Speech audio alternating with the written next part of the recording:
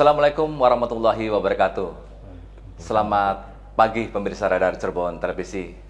Semoga pagi ini kita dalam keadaan sehat walafiat. Alhamdulillah, saya Raswidi Hendra Suwarsa kembali hadir dalam program Ngopi Dingin untuk edisi hari ini. Untuk tema hari ini kita akan bicarakan tentang digitalisasi desa yang ada di Kabupaten Cirebon. Nanti bersama dua narasumber dari Dinas Komunikasi dan Informatika Kabupaten Cirebon akan membedah seperti apa digitalisasi desa ini. Apakah ada desa cantik katanya, ada desa pintar, dan seperti apa persiapan sarana prasarana berapa yang sudah ditetapkan sebagai desa digital dengan sistem desa digitalisasi, termasuk juga penyelenggaraan digital yang ada di masing-masing desa, yang tujuannya untuk efisiensi, kecepatan pelayanan publik, dan juga transparansi. Untuk itu selama 1 jam ke depan saya akan berbicara dengan dua narasumber yang luar biasa. Di samping kiri saya ada Pak Ramdan SAP sebagai Sekretaris Dinas Komunikasi dan Informatika Kabupaten Cirebon. Selamat pagi Pak. Assalamualaikum. Selamat pagi. Waalaikumsalam. Kulanun. Mangga ya Pak ya. Di ujung sana ada Pak Raditya Prayogo Adiputra SE sebagai Kabid Statistik Persandian dan E-Government Dinas Komunikasi dan Informatika Kabupaten Cirebon. Selamat pagi Mas Radit. Ya. Assalamualaikum. Waalaikumsalam. Alhamdulillah. Ini generasi yang sangat muda sekali, kepala bidang yang konsennya mungkin tentang statistik persandian dan e-government. Jadi pas nih di Diskominfo ini diisi oleh orang-orang anak muda ya Pak ya. Mungkin kita mulai ya, mudah-mudahan perbincangan kita juga ada manfaatnya Pak terkait tentang digitalisasi desa ini kan. Ini kan lagi tren, desa ini menjadi sorotan Pak. Termasuk bagaimana manajemen informasi desa ini menjadi transformasi informasi ya Pak ya. Terkait tentang penggunaan tentang ketika ada masyarakat membutuhkan layanan, tentang pembuatan EKTP dan sebagainya, pelayanan-pelayanan yang ada publik yang ada di masyarakat sekarang bisa dilayani dengan cepat mungkin kan, termasuk program Diskominfo juga dari mulai 2025 sampai sekarang juga sampai kalau nggak salah sampai 2030 kalau nggak salah itu kan bisa di semua desa 412 ini bisa menggunakan sistem informasi desa. Mungkin secara umum nih ke Pak Sekretaris nih, ke Pak Ramdan. Baik. Pak Ramdan ini kan dipromosi lah begitu kan ya, tapi insya Allah mudah-mudahan bisa menguasai lah Pak ya. Iya kan, jadi selamat Pak Ramdan sudah menempati posisi baru ini ya. Terima kasih. Iya. Alhamdulillah, minta doa dan dukungannya dari Alhamdulillah. sahabat saya. Pak Ramdan, ini secara umum Diskominfo ini kan nanti kita mengkerucut kepada sistem informasi desa ya. Tapi Pak Ramdan sebagai sekretaris, apa sih yang akan dilakukan ini? Mungkin program-program unggulan katakanlah. Kita ya sedikit memberikan sosialisasi, pemahaman nih, Diskominfo Kabupaten Cirebon, apa yang akan digarap di program 2026 ini. Silakan Pak Sekretaris. Terima kasih Ya. Mas Ras. Jadi Diskominfo itu mempunyai tupoksi itu adalah untuk melaksanakan tugas fungsi sebagai pengampuh digitalisasi informasi publik. Jadi intinya kalau kita analogikan, kita tuh semua yang berbahasa digital dengan kehumasan kita. Iya, iya. Jadi yang kita di Diskominfo punya 3 bidang. Iya. 3 bidang berbeda tapi berkaitan. Betul. Satu informasi dan komunikasi publik. Iya. Satu bidang untuk Mas Radit ini statistik, persandian, dan e-government. Dan terakhir satu bidang lagi teknologi informatika. Jadi itu hardware-nya ada di bidang ini, software-nya ada di bidang Mas Radit, dan untuk komunikasi informasi dia ada di bidang IKP. Iya. Gitu. Jadi intinya apa yang kita lakukan itu hanya menjalankan 4 pilar digitalisasi itu Pak. Satu, skill digitalisasi, jadi masyarakat itu harus mengerti nih, adaptasi digital itu buat apa aja, bukan hanya scroll up TikTok segala macam, tapi ada manfaat banyak. Betul. Yang kedua mungkin etika digitalisasi. Sekarang ada di kita juga ada Cyberhawk juga di sana, nanti dijelasin Mas Radit yang secara teknis. Yang selanjutnya adalah budaya digital. Ya. Yang keempat terakhir adalah kita harus mengerti keamanan digital, karena digitalisasi adalah 90% adalah data pribadi. Data Jadi pribadi, ya. kita coba untuk memberi pemahaman kepada 4 pilar digital itu apa ke masyarakat. Apa fungsinya ketika kita masyarakat tidak udah mengerti digital dengan 4 pilar itu, ya kita selama ini mungkin Mas Ras juga ngerti lah kita masyarakat harus punya ruang untuk berdiskusi dengan pemerintah Iya. Nah kita coba untuk membuka sumbatan-sumbatan informasi itu. Iya. Jadi ke depan mungkin nanti secara teknis kita punya semua untuk ruang masyarakat kita untuk berkomunikasi dengan pemerintah yang lewat kita. Bisa aja kan sekarang mungkin dengan pihaknya Mas Ras juga di PES gitu, karena kita ada kerjasama Petahelix. Betul. Jadi kita membangun, kita bukan hanya tanggung jawab kita, tapi tanggung jawab Petahelix itu bareng-bareng antara pemerintahan, PES, akademisi, pihak swasta, dan tokoh masyarakat. Jadi masyarakat kita gunakan semua ruang-ruang itu, dan kami siap untuk mendengarkan apa nih keluhan-keluhan masyarakat. Mungkin sekarang jalan rusak segala macam. Kita coba untuk sambungkan dengan nanti stakeholder yang ada. Jadi dalam hal ini masyarakat jangan takut untuk berhubungan dengan kita, karena kami ditugaskan untuk apa? Untuk membuka sumbatan-sumbatan informasi itu. Mungkin Jadi, itu. iya, siap. Terima kasih Pak Sekretaris. Jadi secara umum Diskominfo ini kan penyampaian informasi kepada publik, terutama tentang kebijakan-kebijakan yang ada di pemerintah daerah. Tentunya kemarin juga kan Kabupaten Cirebon ditetapkan sebagai kabupaten informatif gitu kan ya. Apa yang menjadi instrumen bahwa kita ini katakanlah mendapat label gitu sebagai kabupaten informatif? Ya, apa yang manfaat buat kita sebagai masyarakat penduduk di wilayah Kabupaten Cirebon? Manfaatnya mungkin masyarakat bisa langsung apa masalahnya kita terima, karena kita punya 112 Pak, jadi itu telepon darurat tanpa pulsa. Jadi ketika teman-teman masyarakat ada ular masuk, ada banjir, ada tabrakan dan segala macam, teleponnya 112. Di 112 itu udah terhubung dengan rumah sakit, dengan BPBD, dengan Damkar, dengan pihak stakeholder yang 24 jam itu ya? 24 jam. Gitu. Nah, yang ada lagi program unggulan kita itu Socakaton namanya Pak. Jadi kita memasang ada 40 titik CCTV di perempatan-perempatan di wilayah barat, tengah, utara, selatan, timur. Tapi mungkin jumlahnya masih sangat minimal. Masyarakat kalau di Jogja itu udah tidak ada tempat di Jogja yang tidak pakai CCTV. Hampir semua gang lah. Hampir semua. Nah, kita menuju ke sana Pak. Sekarang masih di jalan-jalan kita masih 40 titik di perempatan-perempatan. Apa gunanya? Berarti ketika masyarakat ada kecelakaan lalu lintas, butuh bukti, ada kriminalitas, butuh bukti, tapi dengan syarat 1 bulan, kita hanya bisa 1 bulan dulu. 1 bulan udah berganti ke rekaman lain. Nah sekarang kemarin dengan situasi iklim yang sudah sangat tidak menentu, kita bergeser nih Pak. Kemarin hanya untuk keamanan dan kecelakaan nih, keselamatan. Jadi bergeser nih. Sekarang jadi diarahin kepada bencana. Ketika teman-teman dari timur ingin ke Cirebon, lihatlah situ. Karena kita bisa diakses di HP juga. Nanti Pak Radit yang ada alamatnya nanti. Jadi ketika orang timur mau ke kota Cirebon, kita lihat di CCTV banjir nggak, banjir. Jadi teman-teman bisa memilih jalan kemana. Jadi mangga pergunakan masyarakat untuk itu. Ketika masyarakat tidak mengerti, silakan kita ada hotline kami, silakan datang ke kami untuk kita jelaskan. Biar kita menghilangkan sumbatan-sumbatan komunikasi itu. Jadi kalau labeling sebagai kabupaten informatif, berarti kan semua instrumen termasuk sarana-prasarana yang sangat memadai. Termasuk juga sebagai apa namanya, bukan saja sekarang bergeser ya. Kalau itu kan kerjasama dengan aparat polisian, CCTV. Oh kejadian itu ada kecelakaan dan sebagainya. Sekarang sudah mulai bergeser. Kan, fungsinya jadi makin kaya. Termasuk tentang indeks masyarakat digital katanya juga sudah mulai baik ya, dari tahun ke tahun gitu kan, sampai tahun sekarang juga kan ini. Kalau itu biasanya seperti apa? Bisa dijelaskan sedikit tentang apa namanya indeks masyarakat digital kabupaten informatif ini kan pasti satu kesatuannya begitu kan, satu infrastruktur begitu kan, bahwa kita sudah melek di situ gitu kan. Seperti apa mungkin kalau dijelaskan Pak Sekretaris? Mungkin kita akan buka sendiri ya, kita otokritik buat kita.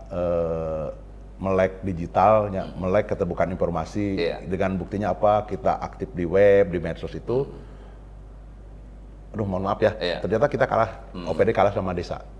Desa itu ternyata lebih mengerti, lebih canggih begitu, lebih canggih karena masyarakat desa, perangkat desanya lebih mengerti dengan dia aktif di medsos, membuka sumbatan dengan rakyatnya, itu akan meningkatkan potensi desa. Nah mungkin kita lagi coba usaha juga untuk OPD kita harus kita tingkatkan, jangan kalah sama desa. Mungkin desa kita lebih budaya digital lebih tinggi Pak. Karena mereka paham ketika mereka menguasai digitalisasi, potensi desa itu akan keluar gitu. Jadi dan itu ditangkap oleh para kubu-kubu.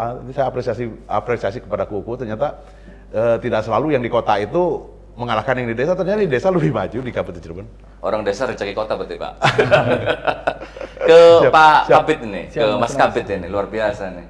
Ini kan lebih fokus kepada katakanlah sistem informasi desa ya, tentang digitalisasi desa, menjadi program unggulan dari 2025 kalau nggak salah Diskominfo. Seperti apa? Apakah sudah, ya kan mungkin ada tahapan-tahapan, mungkin target-target sampai kapan, dan sekarang sudah melakukan apa yang sudah dilakukan, dan apa sih yang namanya digitalisasi desa gitu, sistem informasi desa, termasuk ada desa pintar, desa cantik dan sebagainya. Silakan Mas Kabid. Kami saat ini terus menggaungkan nih Pak, dan menyebarkan ke seluruh desa. Memang kalau saat ini kita telah memberi, salah satu yang kita fasilitasi adalah pemberian website dan sistem informasi desa Pak.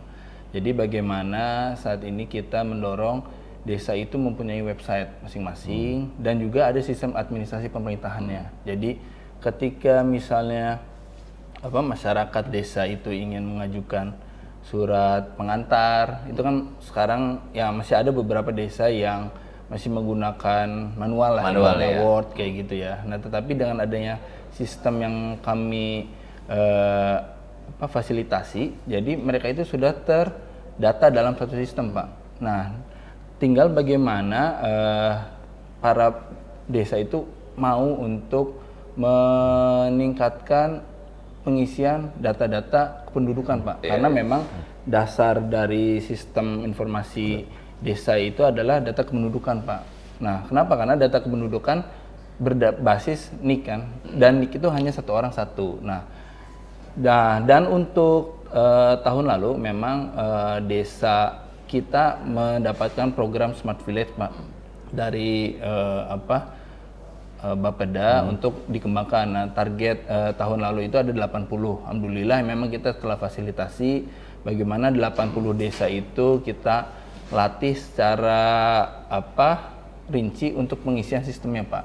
Nah, namun memang dari 80 itu memang belum seluruhnya bisa terfasilitasi dia melakukan pengisian secara baik ya. Nah, tetapi alhamdulillah kalau dari lihat pengukuran kita evaluasi, memang dari 80 itu hampir 70%-an lah mereka telah melakukan inisiasi untuk rajin mengelola websitenya Pak. Siap.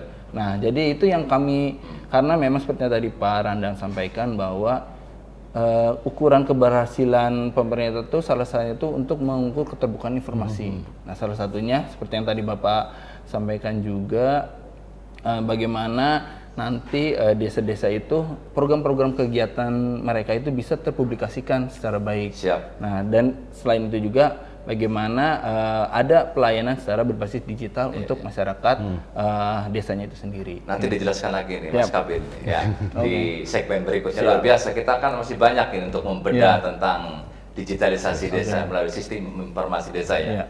Pemirsa Radar Cirebon Televisi, jangan kemana-mana. Setelah jeda iklan berikut, kita akan kembali lagi.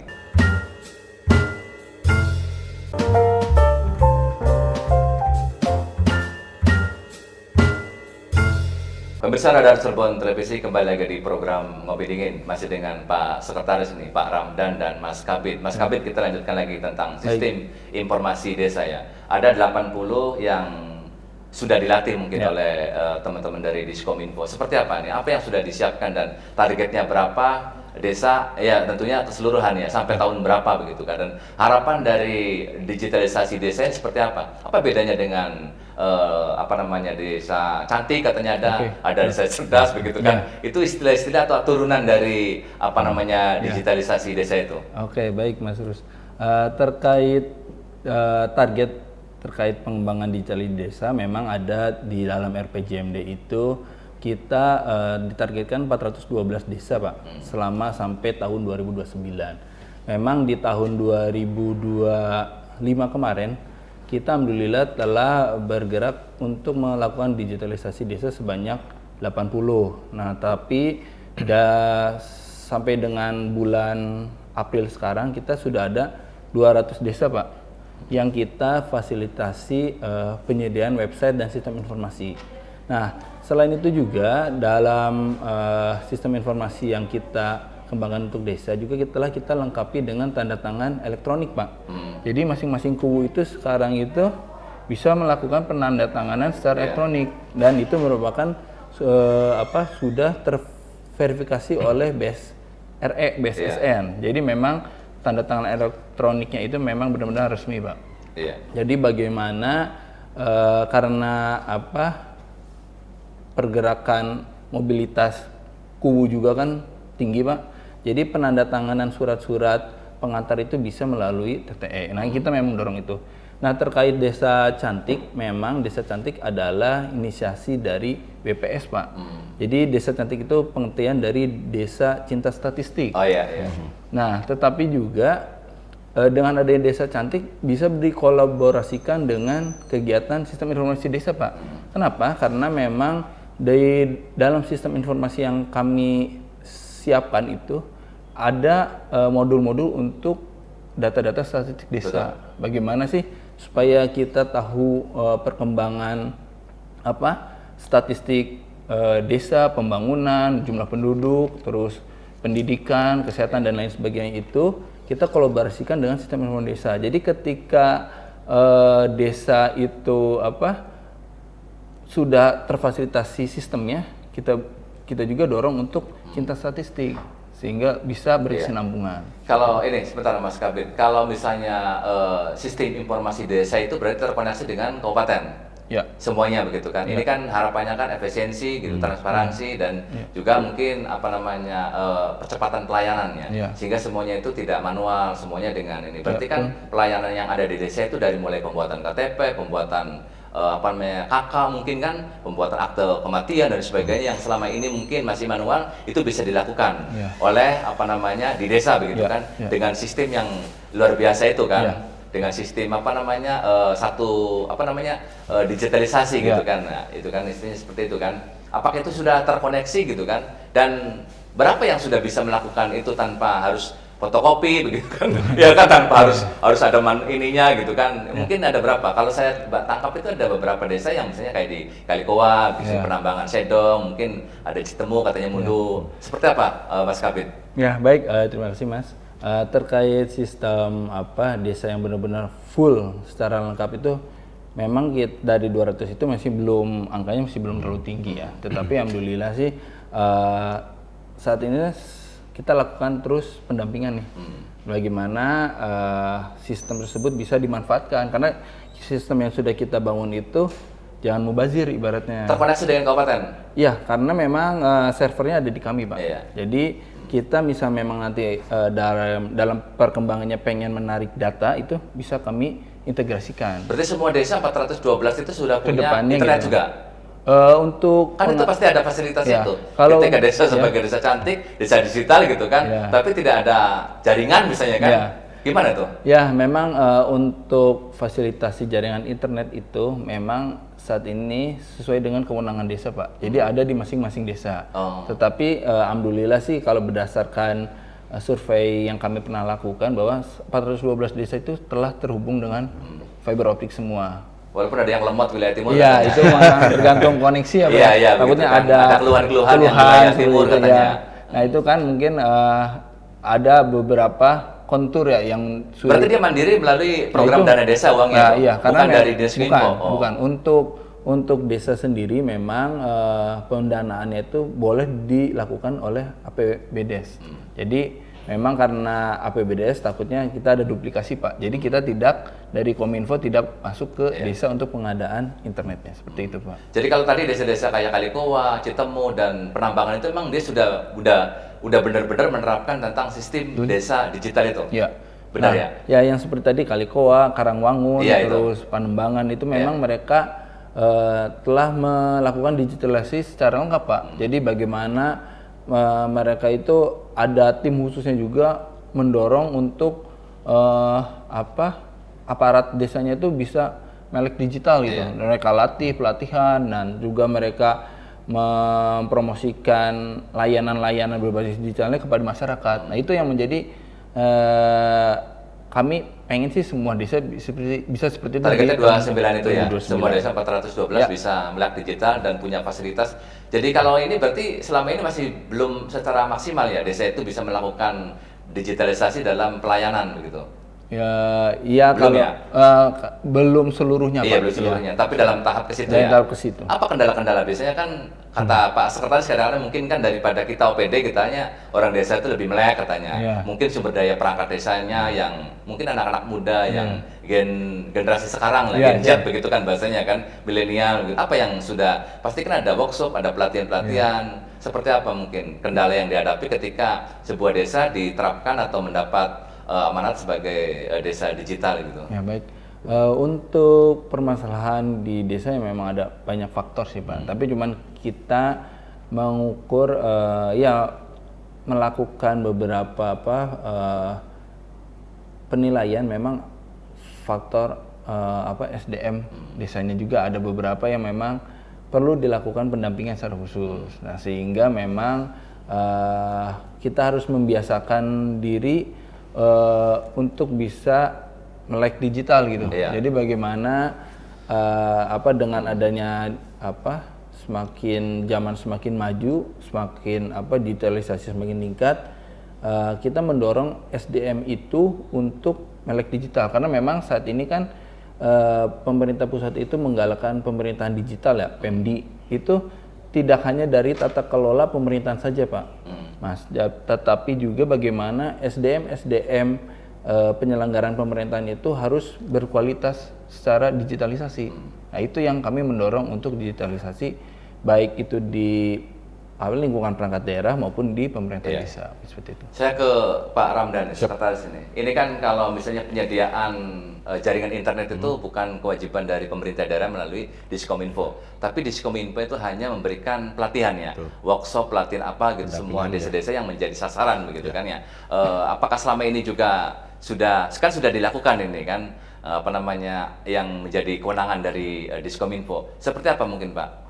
Ya, mungkin Kan kita kendalanya jaringan juga kan menjadi ini, walaupun orang SDM-nya mampu begitu, sementara jaringan di desanya kadang-kadang yang seperti tadi saya tangkap di wilayah timur ada yang lemot, ada yang blank spot dan sebagainya begitu kan. Jadi mungkin ke pemahaman tentang hardware dari itu juga banyak yang masih belum satu paham. Misalkan dari kita berpikir begini juga, aliran kita gede, ya aliran dari ini gede, diterimanya dengan kecil, tetap. Nah itu hal-hal yang sederhana itu, filosofinya begitu-begitu. Nah itu kita coba untuk pendampingan di bidang TI, coba untuk kita menerima untuk mendiagnosa apa nih masalahnya. Kadang juga ada kitanya di internetnya bagus, ternyata perangkat-perangkat komputernya kurang memadai, tidak mendukung ini. Itu juga ada hal-hal sederhana itu yang kita bisa diagnosa.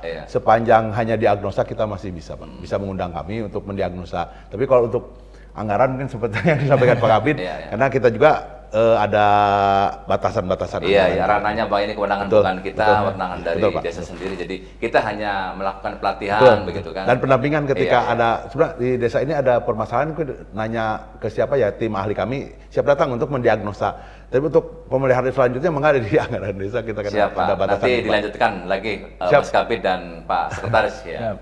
Pemirsa Radar Cirebon Televisi, jangan kemana-mana. Setelah jeda iklan berikut, kita akan kembali lagi.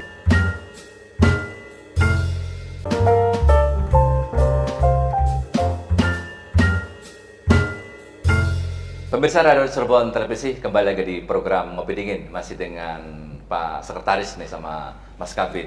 Pak Ramdan, kita lanjutkan. Ini kan ketika program katakanlah digitalisasi desa begitu kan ya, dengan sistem informasi desa mungkin kan nilai plus minusnya kan ada Pak ya, termasuk bagaimana kita lebih informatif, bagaimana pelayanan lebih cepat, efisiensi dan sebagainya. Tapi ada juga yang negatifnya tentang budaya digital itu kan juga banyak juga kan yang merusak lah begitu. Seperti apa mungkin Dinas Komunikasi dan Informatika ini melihat tentang budaya digital ini, terutama yang baiknya mah nggak usah dibicarakan lah. Mungkin yang ini juga perlu kita antisipasi gitu, yang yang buruknya. Seperti apa, Pak Sekretaris? Baik, budaya digital ini kan kita harus dipaksa untuk adaptasi dengan itu.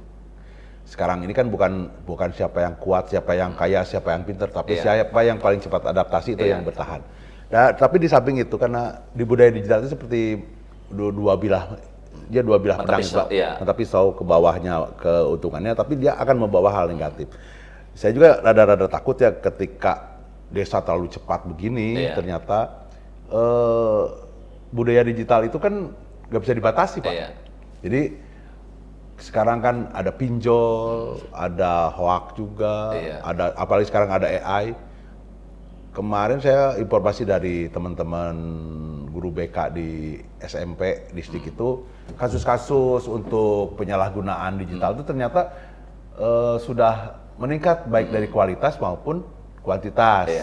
Dan yang lebih mengerikan lagi, usianya bukan usia dewasa lagi, Pak, di usia anak-anak. Dan itu berharap masyarakat dengan meningkatnya budaya digital yang tersebar di desa-desa semua, karena sekarang tidak ada batas kota harus lebih maju dari desa, nggak ada. Dengan budaya digital sekarang rata semuanya, punya kesempatan yang sama. Tapi mungkin kita lebih bijak. Saya juga pesankan kepada masyarakat, orang tua lebih bijak untuk mengawal anak-anaknya itu beradaptasi dengan digitalisasi itu. Itu sangat penting karena kejahatannya lebih gitu, Pak, lebih kualitasnya lebih bagus, kuantitas lebih banyak, dan usia yang menjadi korban lebih turun. Sekarang kayak bullying ya, terus kejahatan namanya child room itu dengan yang lebih menggunakan AI itu banyak sekali aduan-aduan dari penduduk orang tua siswa itu yang dulu dianggap itu adalah kejahatan-kejahatan orang dewasa, sekarang udah di anak. Mungkin itu saya mengharap untuk di samping positifnya kita memotong rantai birokrasi, memotong jarak segala macam, memotong waktu juga, tapi kita harus lebih ingat juga dari sisi negatifnya. Karena dimanapun digitalisasi itu sisi positifnya banyak, sisi negatif juga seimbang, Pak. Jadi kita mohon selain kita melek digital, tapi kita harus mengerti juga budaya digital yang kita lebih bijak untuk menggunakan digitalisasi ini. Gitu. Siap, Pak Sekretaris, nanti dilanjutkan. Siap. Ke Mas Kabit lagi nih, terkait tentang desa, berarti pembuatan web apa yang juga dilakukan oleh kita, maksudnya Diskominfo melakukan pendampingan. Seperti apa itu? Biasanya kan agak ini kan kedodoran lah begitu kan, kalau misalnya mandiri teman-teman perangkat desa atau Pak Kuwu, apalagi yang mungkin banyak juga Kuwu yang usianya mungkinnya sudah bukan muda lagi sehingga wah ngurusin begini mas aja mumet begitu kan ya. Silakan bisa nomba aja misalnya kan. Biasanya juga diarahkan untuk pembuatan web begitu. Baik, untuk pembuatan web desa sendiri memang kami fasilitasi, Pak. Jadi memang ketika ada desa yang ingin memiliki web, kami bisa fasilitasi. Jadi itu dibiarkan secara gratis, dan kita juga nanti lakukan pendampingan pelatihan, Pak. Ya gimana kita latih dasar dahulu, ketika mereka sudah lancar, sudah mudah, mereka bisa mau pengembangan bisa kita dampingi lagi, Pak. Sehingga fasilitas web yang kita berikan itu benar-benar bisa termanfaatkan oleh desanya gitu.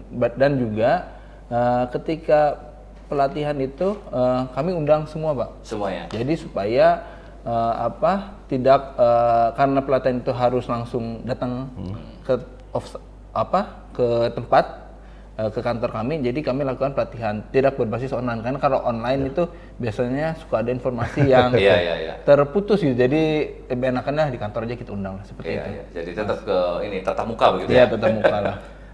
Jadi ini terkait secara keseluruhan ini, mungkin terkait tentang keamanan cyber, termasuk juga ada kan tim tanggap insiden cyber ya, TTIS gitu kan. Seperti apa mungkin di bidang Mas Kabit ini, statistik persandian dan e-government ini, mungkin tentang ada juga kan sistem satu data begitu, baik secara Indonesia, maksudnya termasuk kita juga kabupaten, termasuk yang akhir-akhir ini kadang-kadang data tentang warga miskin begitu kan, antara BPS, Dinas Sosial atau lembaga-lembaga lain gitu. Mungkin sedikit dijelaskan terkait masalah satu data, termasuk itu tadi kejahatan cyber begitu, walaupun kita sudah punya tim ya. Seperti apa, Mas Kabit? Baik, untuk TTIS sendiri, tim tanggap insiden cyber itu, mereka alhamdulillah kita telah dikukuhkan oleh BSSN, Pak, di tahun lalu. Dan memang bagaimana pemerintah daerah itu harus bisa menjaga ruang digitalisasi khususnya dulu untuk pemerintah daerah itu sendiri. Jadi bagaimana karena saat ini kan situs web di milik pemerintah daerah, perangkat daerah itu sudah semakin banyak nih. Nah itu kita harus melakukan penjagaan gitu, baik dari sisi keamanan cybernya, terus protokol keamanannya, terus bagaimana kita juga dengan ada TTS itu kita melatih memberikan sosialisasi kepada perangkat daerah dulu, karena memang kita baru berdiri juga, kita latih ke perangkat daerah itu bagaimana sih melakukan standarisasi keamanan di komputer masing-masing. Nah itu yang kita lagi sosialisasikan kepada perangkat daerah, dan rencananya di tahun ini kami akan melakukan kayak kunjungan ke masing-masing perangkat daerah Pak, untuk mengukur bagaimana sih kerentanan dari sisi sarana prasarana terkait keamanan cybernya. Apakah pernah ada pengalaman bahwa kita dihack gitu kan? Ya, atau memang, kebobolan begitu kan, pernah beberapa memang, waktu lalu gitu kan? Ya, waktu itu dari yang sistem waktu lagi rame-rame PDN tuh.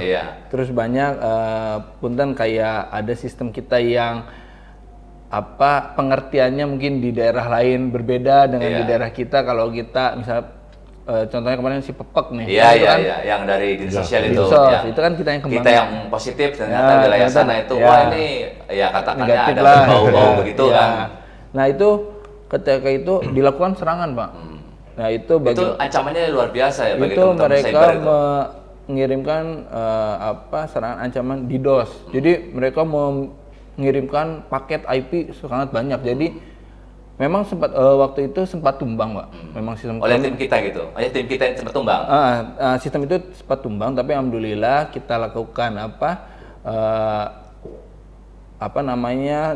kita tutup dulu, kita lakukan pembenahan. Alhamdulillah dalam beberapa hari pulih lagi. Dan sampai sekarang tidak ada persoalan lagi. Dan juga kita melakukan beberapa masking IP, jadi perubahan IP. Jadi IP yang aslinya tidak diketahui oleh publik, karena itu merupakan celah serangan seperti itu.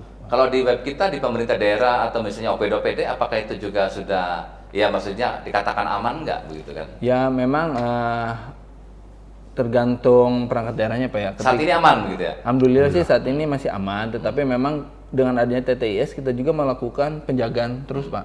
Bagaimana kami terus memantau sistem-sistem yang ada di perangkat daerah itu untuk stabilitas sistemnya berjalan normal. Nah sehingga ketika ada serangan, karena kami di TTIS itu ada grup se-Indonesia, diinfokan nih biasanya, ada serangan ini, hati-hati nih, ada bahaya ini gitu jadi ada informasi-informasi dulu lebih dahulu gitu, karena mungkin udah nyerang ke daerah lain, jadi kita harus waspada. Nah seperti itu. Termasuk yang misalnya informasi hoax misalnya kan, kita juga kan harus mengantisipasi tuh. Misalnya ada sesuatu berita yang hoax ini, jangan sampai masyarakat kita termakan gitu kan oleh isu-isu itu kan. Termasuk dari teman-teman Mas Kabit juga kan, wah ini harus apa yang mesti dilakukan itu? Ya memang kalau terkait hoax, memang kita ada Saber Hoax ya, Pak Sekretaris ya. Bagaimana kami itu melakukan klarifikasi terkait hoax-hoax yang suka beredar, apalagi waktu dulu banyak kayak hoax terkait WA penipuan, seperti itu. Nah kita bagaimana publikasikan informasi-informasi yang hoax itu ke masyarakat melalui sistem. Nah kami juga selalu mensosialisasikan ketika ada berita-berita negatif atau sara lain sebagainya itu, mangga masyarakat bisa cek ke aduankonten.id, itu bisa melakukan pemblokiran Pak. Ketika misalnya ada Facebook atau WA atau Instagram atau web yang benar-benar berbau sara, bisa dilaporkan ke aduankonten.id. Siap, nanti dilanjut lagi nih sama Mas Kabit, luar biasa nih. Saya percaya kalau anak muda itu menjelaskannya sangat runtut gitu kan, sangat teratur begitu kan ya. Anak-anak sekarang itu emang begitu. Jadi pas kalau diposisikan kita yang harus beradaptasi dengan mereka Pak. Kalau tidak beradaptasi ya ketinggalan. Kita lanjutkan Pak, sekretaris sama Mas Kabit. Pemirsa Radar Cirebon Televisi, jangan kemana-mana. Setelah jeda iklan berikut, kita akan kembali lagi.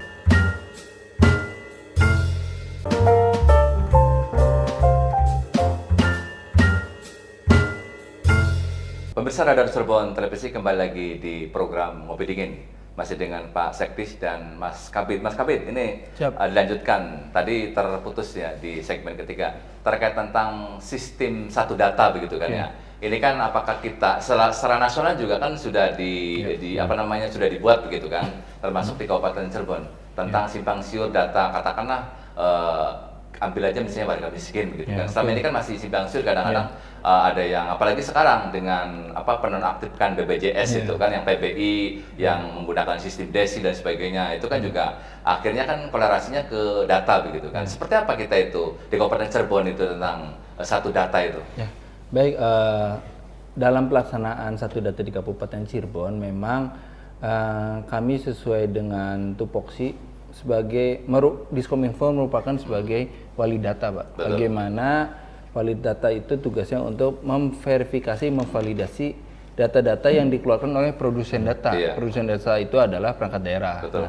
Dan juga wali data itu bagaimana kita setelah melakukan verifikasi validasi, kita juga menginformasikan kepada halayak masyarakat gitu. Jadi data-data apa saja yang bisa dipublikasikan. Nah, mungkin masyarakat sendiri bisa melihat untuk data-data yang ada di Kabupaten Cirebon itu di opendata.cirebon.kpu.id.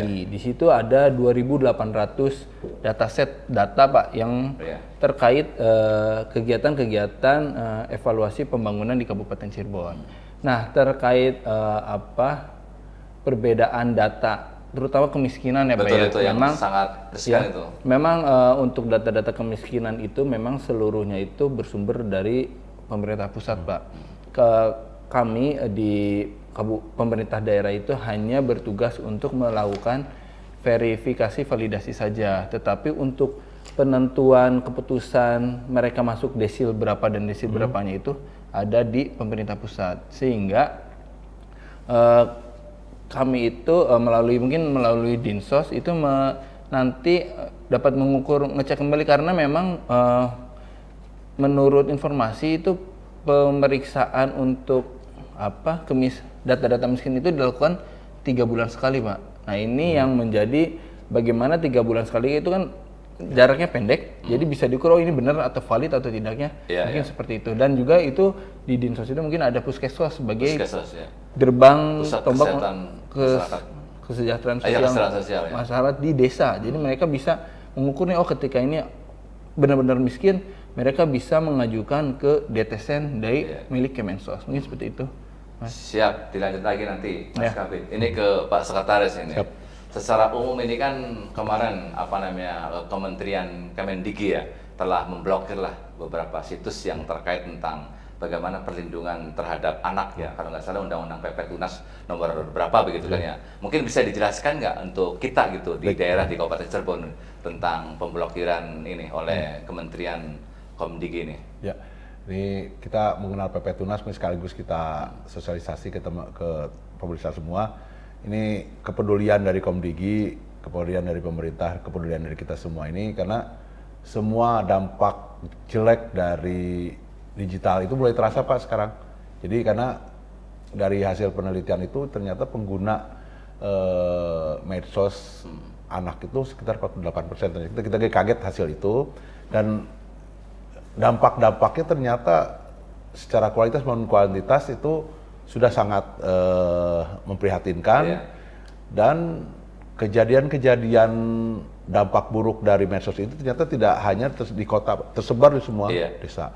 Jadi intinya PP Tunas ini Kemendikbud akan memblokir secara otomatis semua akun-akun yang punya akunnya itu di bawah umur 16 tahun. Ini tidak optimal, saya sangat paling minimal ini usaha. Karena anak-anak sekarang itu udah pinter lah. Sekarang saringannya hanya nulis umur berapa, kita tidak ada verifikasi. Sedangkan platform-platform medsos kan tidak bisa itu umur berapa. Jadi tapi minimal kita ada usaha. Jadi kesuksesan PP ini sangat tergantung dari kepedulian orang tua. Karena kalau dulu mungkin zaman kita ketika kita maghrib main kemana-mana itu dianggap nakal, Pak. sekarang itu dengan adanya medsos begini, anak itu tidak pernah kemana-mana, diam di kamar itu ternyata pasti lebih nakal dari kita, kita yang main keluar. Itu kita harus rubah mindset itu dari orang-orang tua, bahwa kita hati-hati. Ketika anak di dalam kamar dikunci, dia tidak harus dia orang baik. Dia akan bertamasya kemana-mana. Kalau kita main kemarin dulu waktu zaman kita main, paling kita kesaring dengan usia. Kita tidak dengan orang tua, dengan seusia kita. Tapi ketika anak-anak kita masuk ke kamar dengan medsos, dia tidak akan tersaring usia. Dia akan berkomunikasi dengan siapapun tanpa tersaring. Nah itu mungkin dampak itu perhatian dari pemerintah pusat. Alhamdulillah sudah sampai itu. Kita juga bekerja sama dengan Kemendikbud, kita coba untuk bantu gimana caranya untuk mengurangi itu, karena sekarang mungkin ke depan mungkin dari distrik juga akan mulai mengeluarkan aturan gimana tentang penggunaan HP di sekolah-sekolah. Itu ternyata sangat yang lebih mengikat lagi ya, turunan dari itu mungkin dibuat juga peraturan dari kita begitu ya di daerah. Jadi semoga gini, ini aturan memang aturan kami di Komdigi, turunnya ke Kominfo, tapi kan dampaknya bukan di kami, tapi bakal di Kemendia di pendidikan. Jadi kita coba untuk berekosistem, kita coba untuk bekerja sama memanggil, saya pernah memanggil 2 kabin dan guru-gurunya untuk diskusi ini. Mungkin ke depan kita akan ada actionnya apa nih dari distrik untuk menindaklanjuti itu, karena ini kejahatan sudah sangat memprihatinkan. Betul. Jadi sudah ada langkah-langkah yang dilakukan tentang pemblokiran itu ya Pak ya? Mulai tanggal 26 Maret, sama anak itu. 26 Maret Komdigi melaksanakan itu. Itu ya.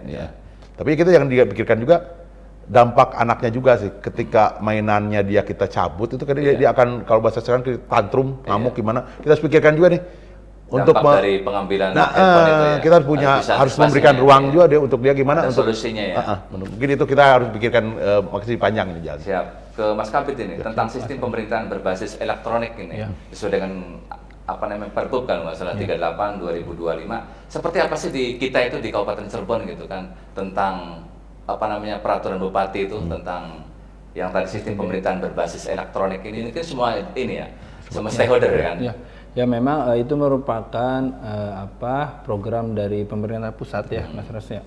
Jadi memang bagaimana di program 2019 sampai 2024 itu ke SPBE. SPBE itu bagaimana tata kelola pemerintah itu sekarang beralih ke digital, karena memang mungkin kalau di Cirebon sudah sebagian tata kelolanya sudah digital ya, tetapi untuk daerah lain kan masih ada yang belum. Nah, bagaimana SPBE itu mendorong seluruh pelaksanaan administrasi administrasi pemerintahan itu berbasis digital. Contohnya misalnya dari sistem keuangan, terus penganggaran, terus evaluasi kinerja, terus absensi dan lain sebagainya berbasis digital. Nah, memang di SPB itu konsepnya seperti itu, tetapi memang saat ini ada lagi lanjutan di RPJMN baru itu pemerintahan digital. Bagaimana tidak hanya sekedar tata kelola, bagaimana bisa berdampak kepada masyarakat. Nah itu jadi yang awalnya hanya untuk di administrasi pemerintahan, sekarang dimulai melancarkan ke masyarakat. Bagaimana layanan-layanan publik itu saat ini harus sudah bisa berbasis digital, sehingga teknologi pemerintahan yang berbasis digital itu bisa dirasakan secara langsung oleh masyarakat. Nah, jadi nanti outputnya kan tentang transparansi, pelayan maksimal dan juga efisiensi.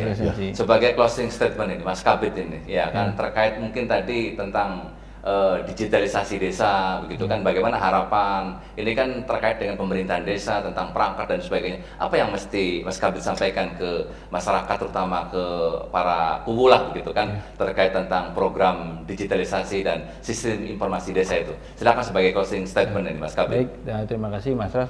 Terkait digitalisasi desa, memang kami mendorong kepada desa itu untuk mulai beralih ke digital ya, sistem pemerintahannya, sehingga para kuwu itu bisa melayani masyarakat secara efisien dan efektif. Karena memang dengan ada digital itu tidak perlu ada standby di kantor, tetapi bisa dilayani di situasi apapun. Nah ini yang bisa menimbulkan kesenangan kepada masyarakat terhadap pelayanan pemerintahan. Mungkin seperti itu, Mas. Siap, Mas Kabit. Ke Pak Sekretaris, apa yang perlu disampaikan secara umum lah tentang tupoksi Diskominfo, tentang harapan ke depan, program-program, atau misalnya layanan tadi 112 atau apa Siap, yang perlu disampaikan ke publik, ke masyarakat di program Ngopi Dingin, silakan. Saya buka selebar-lebarnya nih buat Pak Sekretaris ini. Maka Baik, Pak Sekretaris.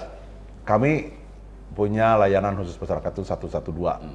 Apapun kejadian darurat yang dialami masyarakat, silakan hubungi 112. Itu bebas pulsa. Jadi ketika HP tidak ada pulsa juga bisa langsung masuk, dan itu udah terkoneksi dengan BPBD, dengan Damkar, dengan rumah sakit, dengan pihak kepolisian. Jadi dimanapun itu ingat kata-kata angka-angka keramat ini 112. Nah, yang kedua, Socakaton. Jadi kita ketika teman-teman butuh rekaman-rekaman CCTV, tapi kita baru 40 titik lokasi, dengan jarak waktu 1 bulan kita masih bisa dengan bersurat kepada kami, minta izin kepada kami untuk minta rekaman di 40 titik lokasi. Kita juga punya Saber Hoax. Kita punya Saber Hoax juga. Silahkan ketika teman-teman yang berurusan dengan hoax itu kita bisa layani. Kita akan laporan ke Kemendiji. Nanti kita akan jembatani ke Kemendiji. Selain mungkin terakhirnya kepada semua masyarakat, ingat bahwa digitalisasi ini adalah pisau bermata dua. Jadi kita jangan terlalu euforia pada positifnya. Betul. Kita jangan lupa juga dari negatifnya. Sisi negatif ini terutama untuk anak-anak sudah ada PP Tunas. Jadi PP Tunas tidak akan berfungsi apa-apa kalau tidak ada dukungan dari orang tua. Betul. Jadi mohon orang tua lebih bijak, lebih banyak cari literasi. Kalau mungkin orang tua butuh literasi, kita coba datang ke kami, kita coba untuk memberikan pembinaan apa itu PP Tunas, apa itu penggunaan internet secara bijak, karena Indonesia Emas itu tergantung dari sekarang. Betul, ketika teman-teman orang tua semua tidak gagal untuk mengajarkan anaknya digitalisasi secara bijak, Indonesia Emas waktu itu terancam. Betul. Karena negatifnya internet ini akan menghasilkan generasi-generasi yang mungkin secara hard skill dia bagus, tapi secara soft skill mungkin kita terganggu. Mungkin itu Pak. Siap, terima kasih Pak Siap. Sekretaris Mas Kabit atas kehadirannya di program Ngopi Dingin. Mudah-mudahan selama 1 jam tadi kita bicara tentang digitalisasi desa, tentang bagaimana kita bijak dalam menggunakan media sosial, ada manfaatnya untuk masyarakat. Demikian pemirsa Radar Cirebon Televisi, program Ngopi Dingin kali ini. Terima kasih atas kebersamaannya. Saya Raswidi Hendra Suwarsa dan kru yang bertugas mohon pamit undur diri. Wassalamualaikum warahmatullahi wabarakatuh. Salam.